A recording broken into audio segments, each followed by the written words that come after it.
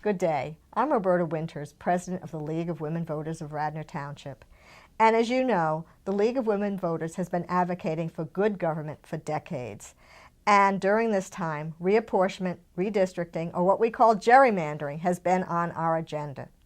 Today, I'm delighted to have with me Suzanne Almeida, the Executive Director of the League of Women Voters of the state of Pennsylvania. And lucky for us, she's also a lawyer, and she can share with us today about the League's effort in helping to turn over what has been a problem in our election system for many years. Suzanne, thank you for being here, and we'd love to hear more about gerrymandering. So first of all, thank you so much for having me here. This is such an important topic. The League has been working on gerrymandering and good government issues for almost 100 years, and gerrymandering specifically for about the last 25. So this is not a short-term fight, and it's important to say as we start this program that just because we won a new map for the lawsuit, which is very exciting and we are thrilled, doesn't mean the fight's over. There's still a lot of work left to be done. But we got involved in the gerrymandering fight and the gerrymandering discussion because it's really the cornerstone. It's the key piece to making sure that our democracy works correctly. Because the way our districts are drawn determines who runs in those districts and who wins in those districts. And who runs and wins in a district determines the policies that get passed by our legislature. So really, if we want anything to change, we need to make sure that the districts are fair. Now, recently, this has been brought to the forefront of the League. So would you tell us, what exactly brought this issue to where it is today instead of 20 years ago? So we've been working on a number of fronts, right? The League is not a single issue organization, as you well know. And so in the gerrymandering or the redistricting front, there's been two main pieces, right? So one is that we are a founding member and a big supporter of Fair Districts PA, which is a grassroots citizen organization that is pushing for an independent redistricting commission in the state of Pennsylvania. And they have done amazing work energizing folks across the state to really understand and get excited about redistricting. So that's number one. Number two is that we have, along with 18 individual plaintiffs from each of the 18 congressional districts, we filed a lawsuit back in June of 2017, alleging that the 2011 congressional maps, so these are the maps that define the districts where our U.S. Congress people represent us, was an unconstitutional partisan gerrymander, and the rest is history. Well, many of us have read about articles in local papers. We've seen these pictures of these districts that are very oddly shaped.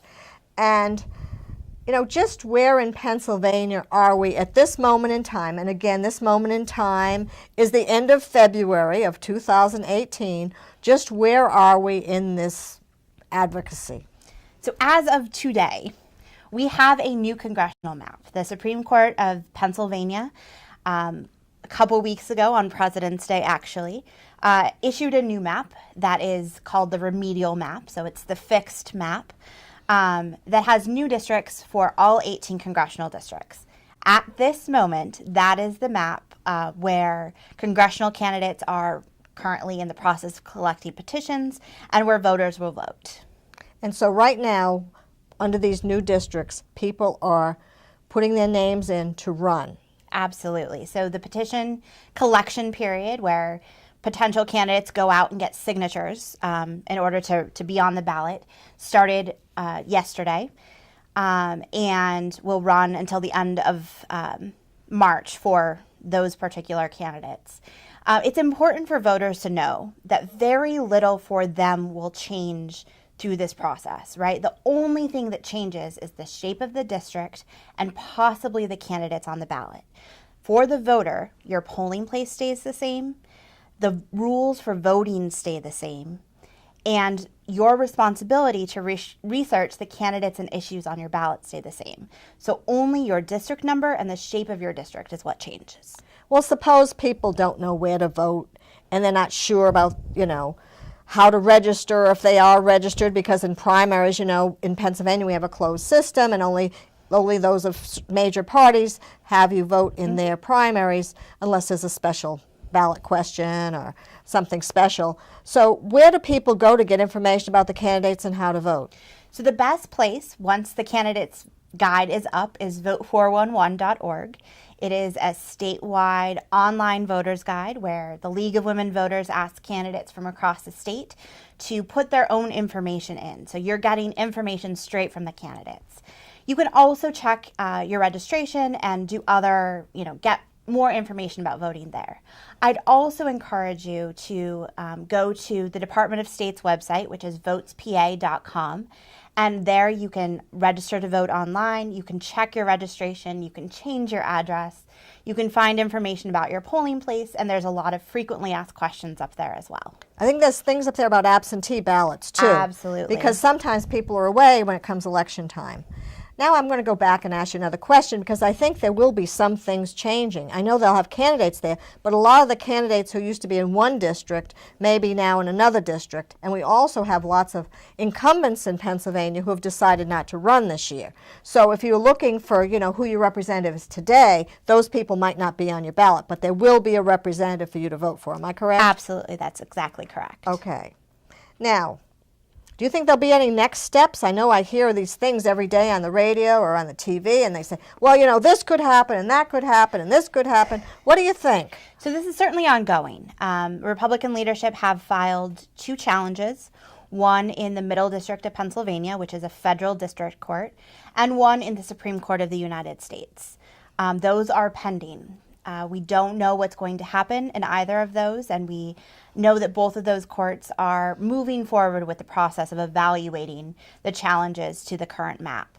That being said, at this point in time, and unless a court tells us differently, the map that the Supreme Court of Pennsylvania put out, the Remedial Map, is the map that is going to be used for the 2018 elections.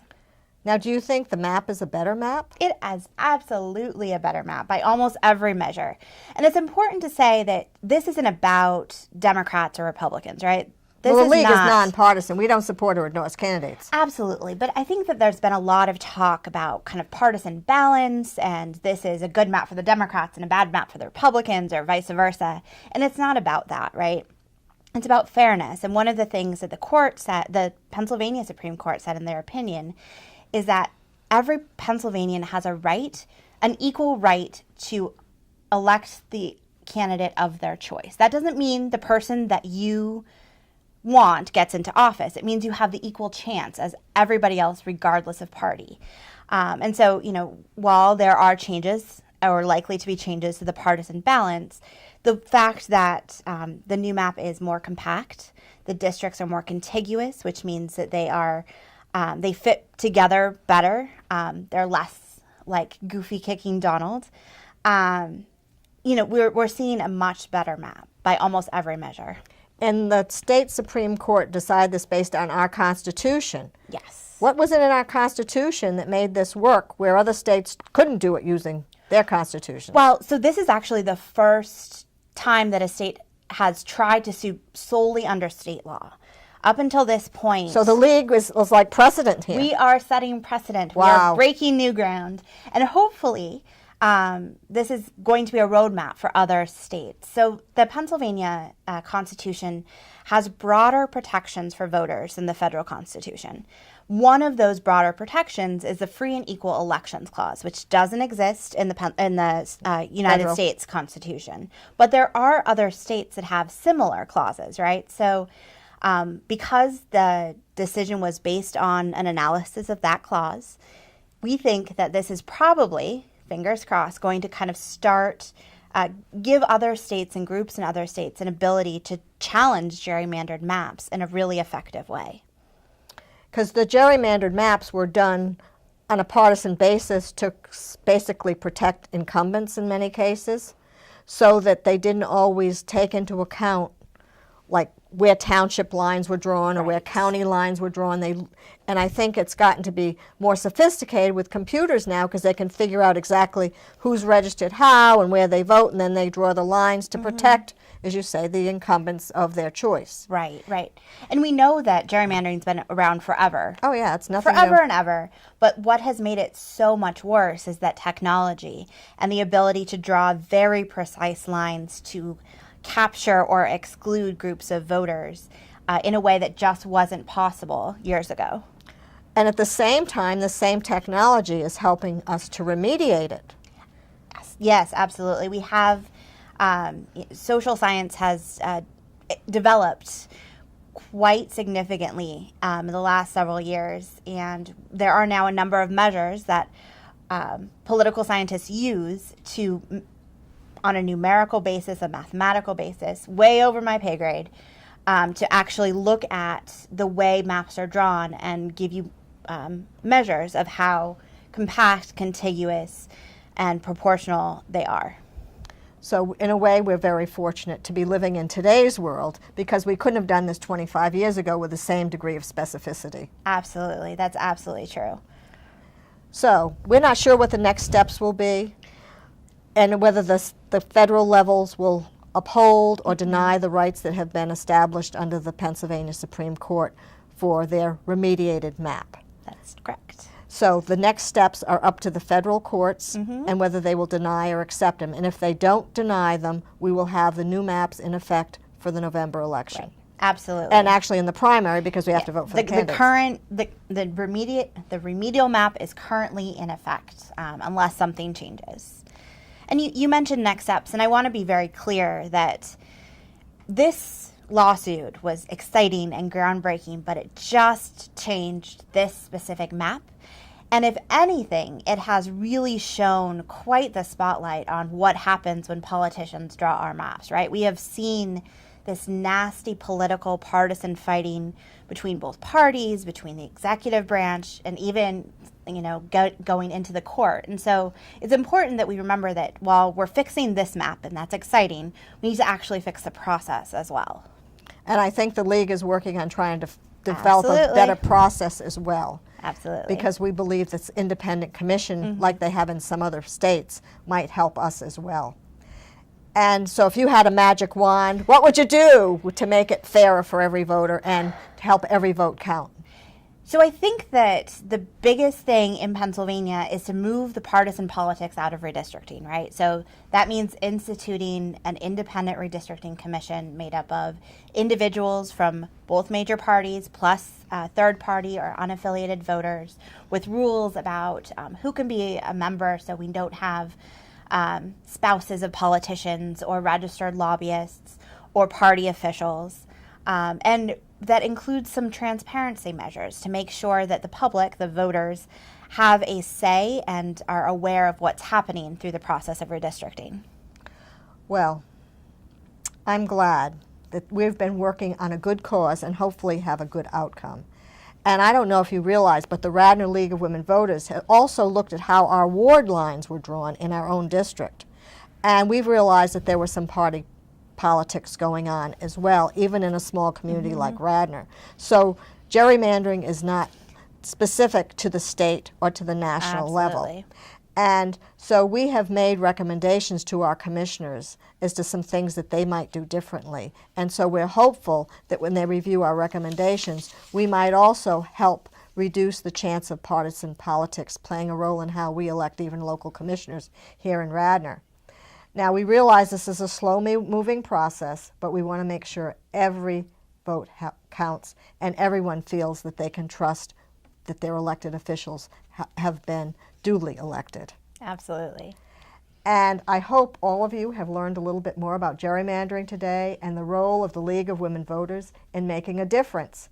At the local, state, and national level, we're working together on a campaign to make democracy work, and we're doing that by focusing on voting rights, improving elections, campaign financing, and redistricting, such as the gerrymandering you heard about from Suzanne today. So don't hesitate to go to our State League website. You can find all of our positions. We also have a National League website with our good government positions. And there's also, as there are on most sites, a place you can donate. And most of you know this kind of action does not come without a cost to all of us. So thank you, Suzanne. Thank you. And thank you, Studio 21, for allowing us this opportunity to share with you about the importance of gerrymandering and its impact on our elections, which hopefully will be a thing of the past. Thank you.